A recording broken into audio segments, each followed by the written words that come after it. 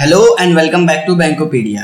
Friends, 3 October का exam हो गया है आईबीपीएस पीओ का, और अब 10 और 13 अक्टूबर का जो शेड्यूल है उन उन बच्चों के लिए कुछ इम्पोर्टेंट बात है। इस वीडियो में बच्चे 10 मिनट का वीडियो होगा, मैक्सिमम ज़्यादा से ज़्यादा 10 मिनट का होगा। 10 मिनट बने रहिएगा, बहुत कुछ वीडियो से लेके जाएंगे। अपना एक्सपीरियंस शेयर करूँगा कि क्या करना चाहिए बीच के टाइम में, इस टाइम में आपको कैसे तैयारी करनी चाहिए, कैसे फोकस रहना चाहिए, और 3 तारीख को जो एग्ज़ाम हुआ है इससे क्या सीखना चाहिए। देखिए, जिनका भी एग्ज़ाम सेकेंड डे 2-3 दिन में होता है एग्ज़ाम पीओ का या फिर क्लर्क का भी, तो जो जिनका एग्ज़ाम फर्स्ट डे हो जाता है उनसे लीड तो मिलती ही है जिनका एग्ज़ाम सेकेंड डे या थर्ड डे को होता है, क्योंकि वो उनको एक रफ आइडिया लग जाता है कि एग्ज़ाम पेपर किस लेवल का आ रहा है और क्या क्वेश्चन उसमें पूछे जा रहे हैं, किस टाइप के कुछ पैटर्न में चेंज हुआ है नहीं हुआ है, ये सारी चीज़ें उनको पता लग जाती हैं। तो एक लीड तो होता ही है, ठीक है।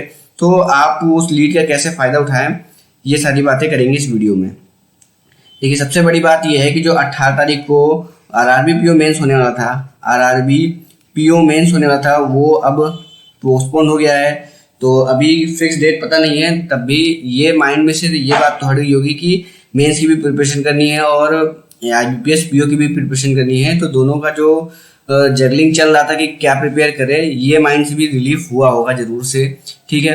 तो अभी इसको साइड में रख दीजिए, सिर्फ जीए और कंप्यूटर अवेयरनेस सीए, इन दोनों पे फोकस रहिएगा, इन दोनों पे तैयारी करते रहिएगा, इनको मत छोड़िएगा। 2 घंटे इनको डेली दीजिए। बाकी अभी क्या करिए, प्री के एग्ज़ाम पे फोकस हो जाइए, क्योंकि आपके पास टाइम बहुत कम है। मुश्किल से 1 वीक का टाइम है, 1 वीक का टाइम है जिनके एग्ज़ाम 13 अक्टूबर को है उनके लिए। देखिए क्या है, जो 3 अक्टूबर को एग्ज़ाम हुआ है उसमें इंग्लिश की, जो पहले इंग्लिश की बात कर ले तो इंग्लिश आई थी आपकी, इंग्लिश लैंग्वेज, इंग्लिश ईजी नहीं आई थी। इंग्लिश का जो लैंग्वेज होता है, जो क्वेश्चन पूछने का लैंग्वेज होता है, बोलने का लैंग्वेज होता है, वो ईजी आया हुआ था। आप पढ़ के समझ सकते थे कि क्वेश्चन क्या कह रहा है। तो मॉडरेट से कम ईजी लेवल की इंग्लिश आई थी इस बार की, तो बहुत ही अच्छी बात है। जिनकी इंग्लिश थोड़ी कमज़ोर है वो भी इसको कवर कर ले जाएंगे, ठीक है। सेकंड, रीजनिंग की बात करें तो रीजनिंग नॉर्मल जैसे हर साल आती है वैसे ही था, कुछ भी पैटर्न में चेंज नहीं था। 4 पजल,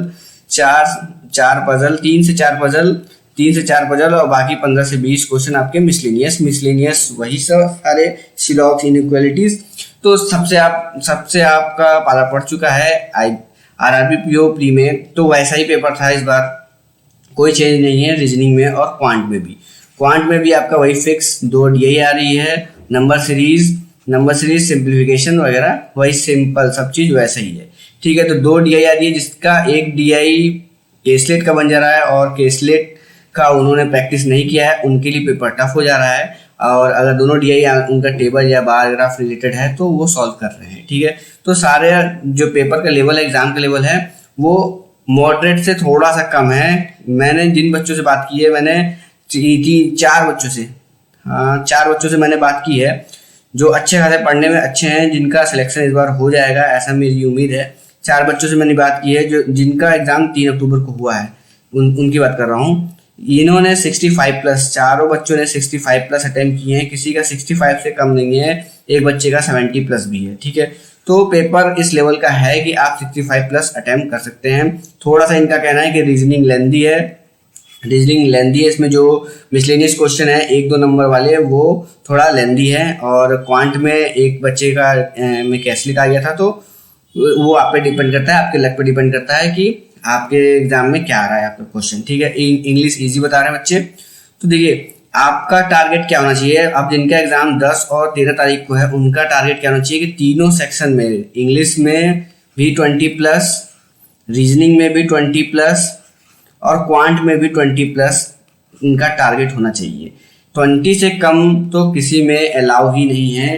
तीनों सेक्शन में आपको 20 अटेम्प्ट करने ही हैं, तभी कुछ होगा। देखिए, 65+ अटेम्प्ट आपको देने हैं, तो तीनों में 20 तो करना ही पड़ेगा। अब इन तीनों में से कोई एक सेक्शन आपका अच्छा होगा, उस सेक्शन में आपको लीड लेनी है। आपका अगर रीजनिंग अच्छा है तो 25+ अटेम्प्ट करिए, या क्वांट अच्छा है तो 25+ अटेम्प्ट करिए, या इंग्लिश अच्छा है तो 25+ अटेम्प्ट करिए। किसी एक में आपको लीड लेनी पड़ेगी, लेकिन मिनिमम 20 अटेम्प्ट करना पड़ेगा। इतना आप दे सकते हैं, इस लेवल का पेपर आ रहा है कि तीनों में आप 20-20 प्लस अटेम्प्ट दे सकें। ठीक है, अब कैसे देंगे, लास्ट के एक वीक बचा है, आपको डेली 2 मॉक टेस्ट देना है, 2 मॉक टेस्ट देना है, इससे कम मॉक नहीं चलेगा। डेली 2 मॉक दीजिए, प्री का 2 मॉक दीजिए, उसको अच्छे से एनालाइज करिए, एनालाइज बहुत अच्छे से करिए। एनालिसिस में आपको क्या करना है, एनालिसिस में आपको जो क्वेश्चन आपके रॉन्ग हो रहे हैं, जो क्वेश्चन गलत हो रहे हैं, उस पे ध्यान देना है, जो क्वेश्चन रॉन्ग हो रहे हैं। देखिए क्या है कि 3 सेक्शन होगा, 2 सेक्शन होगा, एक अटेम्प्ट वाले सेक्शन होंगे, एक अनअटेम्प्ट वाले सेक्शन होंगे। ठीक है, अनअटेम्प्ट वाले सेक्शन होंगे। अटेम्प्ट वाले जो सेक्शन होंगे उसमें भी 2 होगा, एक होगा करेक्ट, एक होगा रॉन्ग। और अनअटेम्प्ट वाले में भी 2 होगा, एक होगा जिसको आपने टोटली स्किप कर दिया, पढ़ते ही स्किप कर दिया, एक होगा जिसको आपने टाइम इन्वेस्ट करके स्किप किया है, टाइम इन्वेस्ट करके स्किप किया है। ये सेक्शंस हो गए। ठीक है, करेक्ट वालों को तो आप देखेंगे नहीं क्योंकि वो आपका सही हो रहा है। रॉन्ग वाला जो सेक्शन है ये क्यों रॉन्ग हो रहा है, क्योंकि इसको आपने तभी अटेम्प्ट किया है, अटेम्प्ट दिया है तभी तो रॉन्ग हुआ है। अटेम्प्ट तभी किया है जब ये आपको आता था, आते हुए क्वेश्चन गलत हो रहे हैं। इससे बेकार बात क्या हो सकती है, जब आपको क्वेश्चन आ रहा है उसको आप गलत कर रहे हैं, इसका मतलब आपने टाइम भी इन्वेस्ट कर दिया और आपको ये नेगेटिव मार्क भी दे दिया।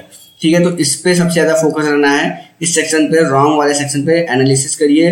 तो रॉन्ग सेक्शन में सबसे ज़्यादा फोकस रहिए, क्यों क्वेश्चन गलत हुआ है आपका, आपको आते हुए भी ये क्वेश्चन गलत क्यों हुआ आखिर।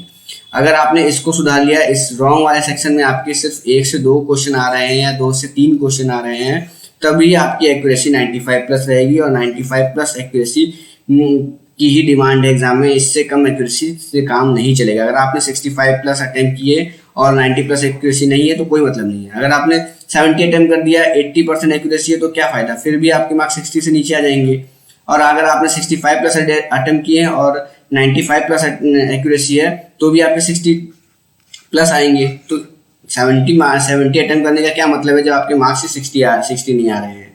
ठीक है, तो एक्यूरेसी सबसे ज़्यादा इंपॉर्टेंट है। तो एनालाइज करिए, 2 मॉक दीजिए, दोनों को एनालाइज करिए। सबसे पहले रॉन्ग वाले पे जाइए कि क्यों आपने वो क्वेश्चन गलत कर दिया, आता हुआ क्वेश्चन क्यों गलत हुआ है। उसके बाद सेकंड मोस्ट इंपॉर्टेंट है जिस पे आपने टाइम इन्वेस्ट किया है और उसके बाद भी उसको स्किप करना पड़ा है आपको।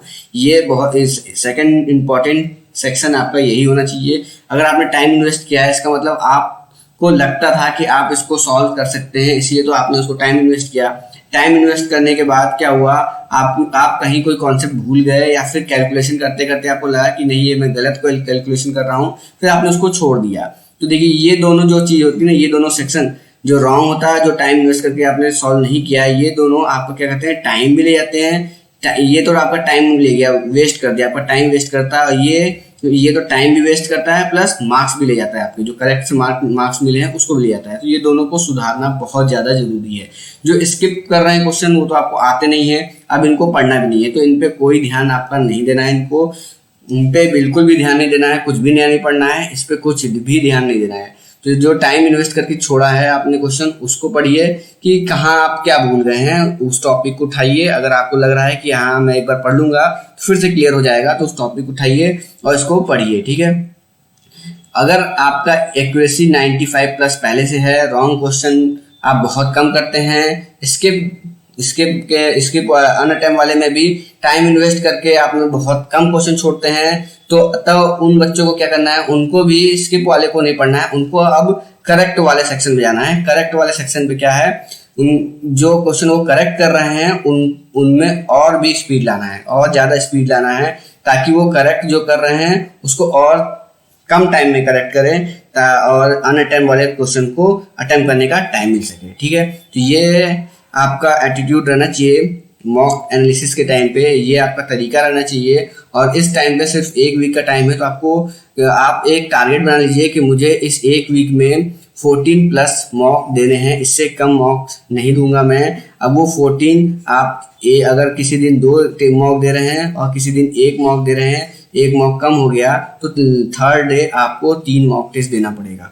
ठीक है, इससे क्या होता है, आप बाउंड हो जाते हैं कि अगर किसी दिन आपने आलस कर दिया, मॉक दिया ही नहीं, तो आपके पास आपके माइंड पे प्रेशर आना चाहिए कि नेक्स्ट डे मुझे 4 मॉक टेस्ट देना पड़ जाएगा, 4 घंटे, उसके बाद से एनालाइज करने के 4 घंटे, उसके बाद से मेंस के लिए जीएस ये पढ़ना पड़ेगा। तो टेंशन रहेगा तो आप आलस नहीं करेंगे। ठीक है, तो अपने माइंड को बाउंड करिए, अपने शरीर को बाउंड करिए कि एक टारगेट बना के कि मुझे इतने टाइम में इतना मॉक देना है। ठीक है, और फिर बाउंड होके पढ़ाई करिए। फिक्स कर दीजिए कि मुझे डेली 2 मॉक टेस्ट देना है, उसको एनालाइज करना है। एनालाइज करने का तरीका मैंने आपको बता दिया। इससे क्या होगा, आपके अभी इस एक वीक में 5 मार्क्स 5+ मार्क्स जरूर से इंप्रूव होंगे अगर आपने रॉन्ग वाले सेक्शन पे अपने अच्छा खासा वर्क कर लिया इस एक वीक में तो। ठीक है, ठीक है, तो आपको आइडिया लग गया होगा कि एग्जाम का लेवल प्रीवियस ईयर के एग्जाम के लेवल के बराबर चल रहा है। तो अटेम्प्ट भी आपको उसी तरीके से करना पड़ेगा, 65+ अटेम्प्ट करके आना पड़ेगा कि कट ऑफ 60 के अराउंड ही रहने वाला है। तो 65+ अटेम्प्ट रहेगा तभी 60 के अराउंड आपके मार्क्स रहेंगे। ठीक, आई होप इस वीडियो से आपको थोड़ा बहुत आइडिया लग गया होगा। जिनका एग्जाम 10 तारीख और 13 तारीख को है उनके लिए हेल्पफुल हुआ होगा। अगर हेल्पफुल हुआ हो तो लाइक करके जाइएगा। मिलते हैं नेक्स्ट वीडियो में। Thank you friends.